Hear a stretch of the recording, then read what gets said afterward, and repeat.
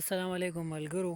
نن درته د سولر سیستم د سولر شیشو عجیبه استعمال هم دا وګورئ. دا سولر شیشې دي پرتی دي تاسو ته ښکاري. دا د دې لارې په خوا کې د ملګرو کیښي دي، جونګړی ورسره هم جوړه کړې ده، په دې کې ورته پراته وي. او دا شین پیپ چې تاسو وینئ نو دې شیشو باندې دی دلته کې د اوبو ماشین لګولی دی. دا ښکته تاسو ته ښکاري. دا یو ناله غوندې ده، یو نهر غوندې دی، په هغې باندې دی دا ماشین لګولی دی په دې شیشو باندې. دا شیشې بجلي جوړوي او تارونه تللي دي. دا دی دغه ماشین ده. دغه ماشین چې ولګي د دغه نالې نه، د دغه نهر نه، نو دې شین پیپ کې دا اوبه داسې راځي. دا اوبه داسې راځي. دلته کې دا وګوره دی کټه مچولی دی. دغه مشر بابا چې کوم دی دی هم ورکې موجود وي. دا زوی دی، دا زوی هم موجود وي. دا اوبه چې داسې راشي دلته کې سورې دی او په هغه سوري کې دا پیپ داسې اوتې دی د دې لارې بل سایډ ته. دا پیپ چې دی بل سایډ ته اوتې دی. دا مونږ تاسو ته ښه ووایه دی بل سایډ ته د دی دا پټي دي. دا وګورئ هغه شین پیپ دا دلته کې راوتی دی. نو اوبه راشي په دې پیپ کې داسې دلته کې دغه مشر لګیا وي، دا بابا لګیا وي، دا خپل پټي پې اوبه کوي.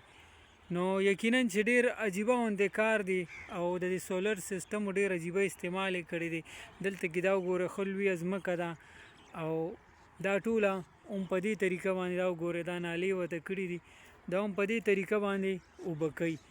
نو یقینا چې سولر سیستم یو ډیر غټ سہولت دی چې څنګه په کورونو کې په ګرمۍ کې مونږ په هغې باندې خپل کور کې پکي لګو او کولر پکي پې لګو، نور ته نه راسې استعمال پایدې اخلو. دغه شانتې دی هم دغه شانتې کار کړی دی چې دا پیپ داسې دلته کې د دې روډ د لاندې راغلی دی او دغه وګوره دغه ناله ده.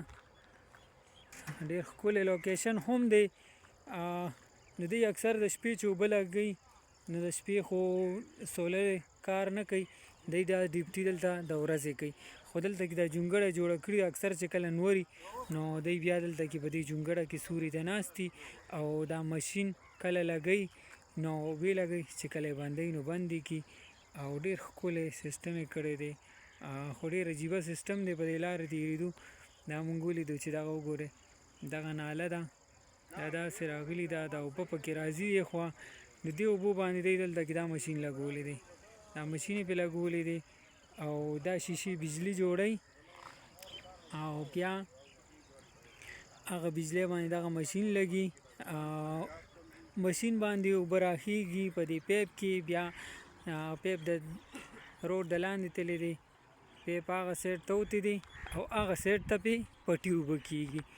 نو یقینا چې ملګرو تاسو به هم د ویډیو نه څه لږ شانتې خوند اخیستي، ځکه چې په دې کې د سولر سیستم یو ډېر ښکلی استعمال مونږ ولیدو.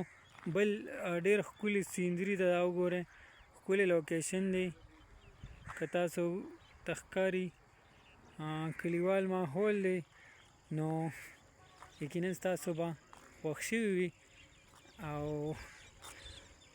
ویډیو مخکې شیر کړئ او مونږ ته راکړئ اجازت. د لوی الله په امان.